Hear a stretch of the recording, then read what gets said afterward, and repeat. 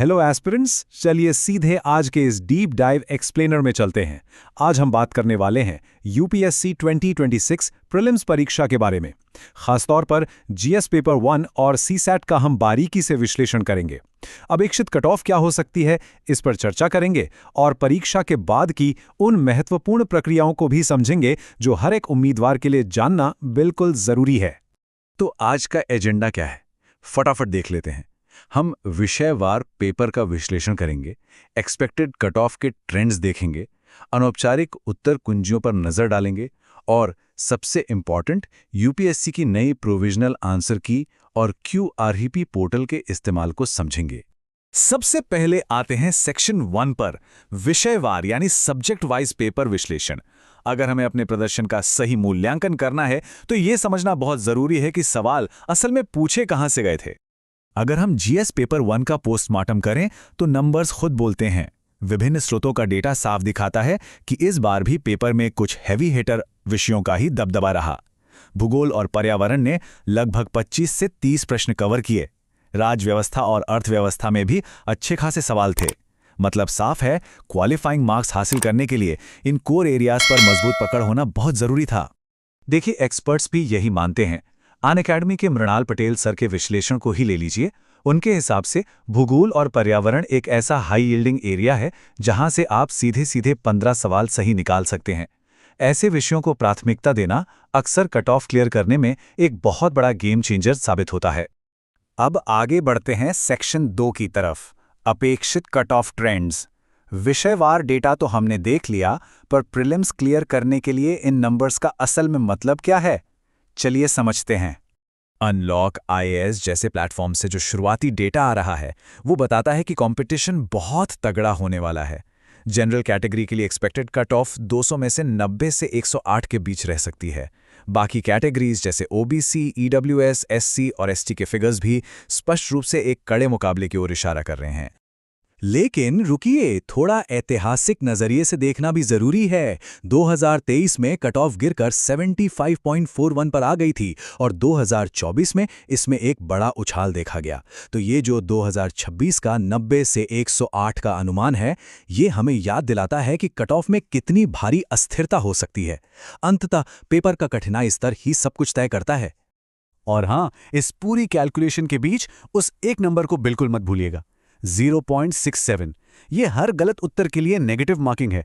जिन भी अभ्यर्थियों ने परीक्षा हॉल में बहुत ज्यादा तुक्केबाजी की होगी, उनके फाइनल स्कोर पर इस नंबर का बहुत ही भारी असर पड़ने वाला है।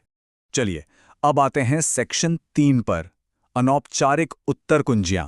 एग्जाम के तुरंत बाद के माहौल में हम सबका पहला कदम क्या होता है? अपना स्कोर चेक करना, राइट? जाहिर सी बात है, हम अनौपचारिक स्रोतों की ओर रुख करते हैं। फिजिक्स वाला, अनलॉक आईएएस और ओवरव्यू स्टडी आईएएस जैसे प्लेटफॉर्म्स ने अपनी आंसर कीज जारी कर दी हैं।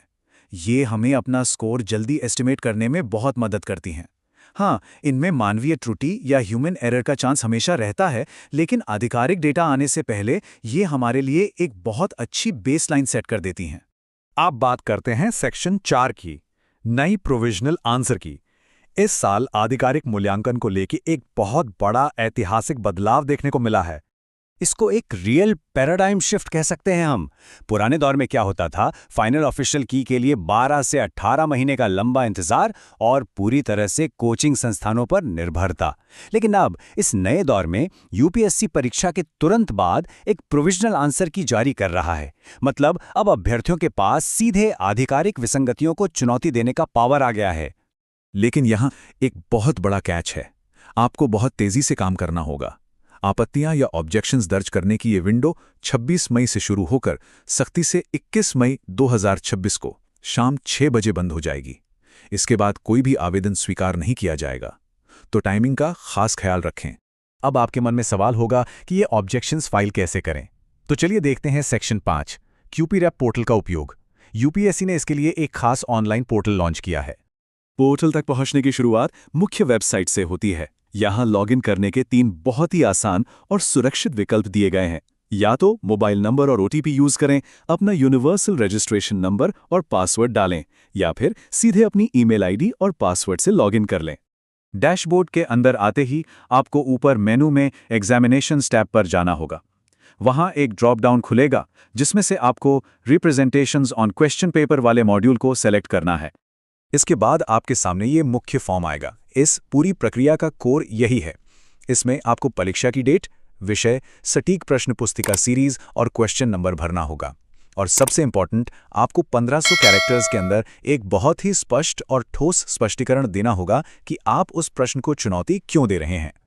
अब आती है सबसे ध्यान रखने वाली बात, सबूत अपलोड करना। इसके नियम बहुत सख्त हैं।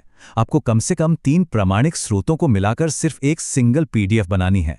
ये फाइल 2 MB से बड़ी नहीं होनी चाहिए, इसमें कोई पासवर्ड नहीं लगा होना चाहिए और इसका नाम बिल्कुल representations.pdf ही होना चाहिए।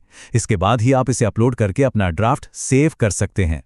तो अब जब हमारे पास वेटेज का क्लियर डेटा है, कट ऑफ का एक स्ट्रॉन्ग अनुमान है और आंसर्स को चुनौती देने के लिए क्यूप्रेप जैसा एक पावरफुल टूल उपलब्ध है, तो एक आखिरी और सबसे बड़ा सवाल सामने आता है।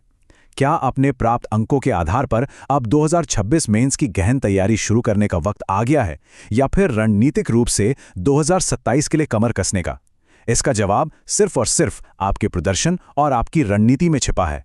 आज के इस एक्सप्लेनर में हमारे साथ जुड़ने के लिए बहुत बहुत धन्यवाद और आपकी आगे की यात्रा के लिए ऑल द वेरी बेस्ट।